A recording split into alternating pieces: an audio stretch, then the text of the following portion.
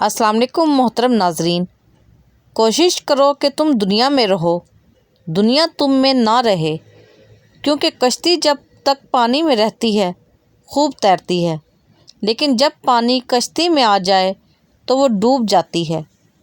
اللہ پر یقین کرنے سے تو وہ بھی مل جاتا ہے جو آپ نے کبھی مانگا ہی نہیں، تو یقین رکھو اس پر وہ بھی جلد مل جائے گا جو آپ کب سے رو رو کر مانگ رہے ہو۔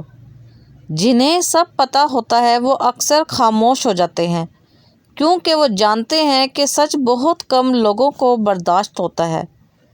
بال بہت گر رہے ہیں یا پتلے ہو گئے ہیں تو ناریل کا تیل، پیاز کا تیل ملا کر ہفتے میں 2-3 بار سر کی جڑوں اور بالوں کی جڑوں میں ہلکے ہاتھ سے مساج کریں۔ اس سے بال گھنے، مضبوط اور صحت مند ہوں گے۔ زخم، گردوں اور دیگر مسائل سے بچنے کے لیے تانبے کے گلاس میں پانی پئیں۔ یہ جسم کے اندرونی اور بیرونی خلیات کو محفوظ رکھ کر بڑھاپے کی وجہ بننے والے عوامل کے خلاف لڑتے ہوئے جلد کو جوان رکھتے ہیں۔ گڑ کا شربت گرمیوں کی قدرتی کولنگ ڈرنک۔ 2 گھنٹے بھگویا ہوا گڑ چھان کر اس میں پودینہ، لیموں کا رس، کالا نمک، چاٹ مسالہ اور زیرہ پاؤڈر ملا کر ٹھنڈا کر کے پئیں۔ یہ مشروب گرمی میں تازگی اور توانائی کا احساس لانے میں مدد دیتا ہے۔ دوائی کھانے کے فوری بعد مت لیٹیں۔ پیاز کھانے سے ماہواری کھل کر آتی ہے۔ ہمیشہ کے لیے جوانی چاہتے ہو تو پودینے کا پانی روزانہ پی لیا کرو۔ مچھروں والے لوشن کے زیادہ استعمال سے بدن میں الرجی کی بیماری ہو جاتی ہے۔ بار بار نہانے سے بال کمزور ہو جاتے ہیں۔ اچھے لوگوں کی صحبت میں رہنا بہت بڑی نعمت ہے۔ جاہل لوگوں کی صحبت سے بچو۔ جو عورت آڑو کا جوس پیتی ہو اس کا بدن خوبصورت اور پرکشش ہو جاتا ہے۔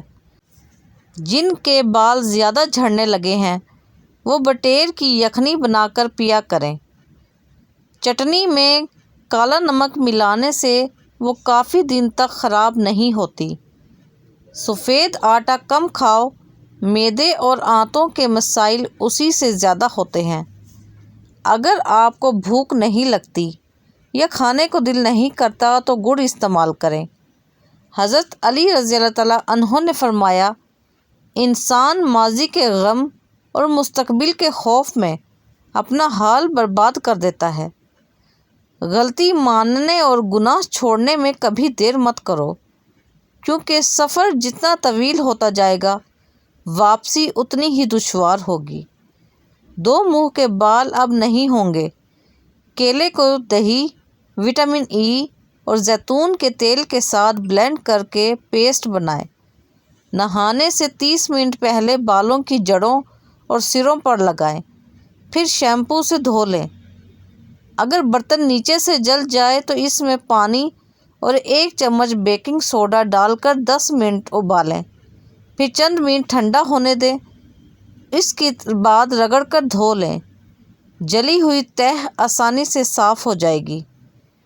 پودینہ کھائیں، ذہنی سکون کے ساتھ نزلہ، زکام اور کھانسی میں بھی فائدہ مند ہے۔ پودینے میں موجود اینٹی آکسیڈنٹ وٹامن اے اور وٹامن سی کے نظام کو مضبوط بنا کے مختلف انفیکشن سے بچاؤ میں مدد ملتی ہے۔ زندگی کی مشکلات سے میں نے سیکھا کہ خدا سے بہتر کوئی ہمدرد نہیں۔ آم کے چھلکوں میں مفید غذائی اجزاء اور اینٹی آکسیڈنٹ پائے جاتے ہیں۔ ان کا پاؤڈر دودھ میں ملا کر استعمال کیا جا سکتا ہے، جبکہ دودھ یا عرق گلاب کے ساتھ پیسٹ بنا کر چہرے پر لگانے سے جلد کی دیکھ بھال اور تازگی میں مدد مل سکتی ہے۔ جو بچے جلدی بولنا شروع کر دیتے ہیں ان کی یادداشت بہت مضبوط ہوتی ہے۔ بدن کی طاقت میں اضافے کے لیے گھاس پر ننگے پاؤں چلیں۔ خالی پیٹ نہائیں۔ کھانا پکا کر فوراً پانی نہ پئیں۔ بیٹھے بیٹھے پاؤں ہلانا ذہنی اضطراب کی نشانی ہے۔ بٹیر کا گوشت کھانے سے کئی سال تک بدن میں طاقت برقرار رہتی ہے۔ پریشانیوں کی دوا سجدہ ہے۔ پھر بھی شفا نہ ملے تو دوا کی مقدار بڑھا دو۔ جو سکون اللہ نے سجدے میں رکھا ہے وہ کسی چیز میں نہیں۔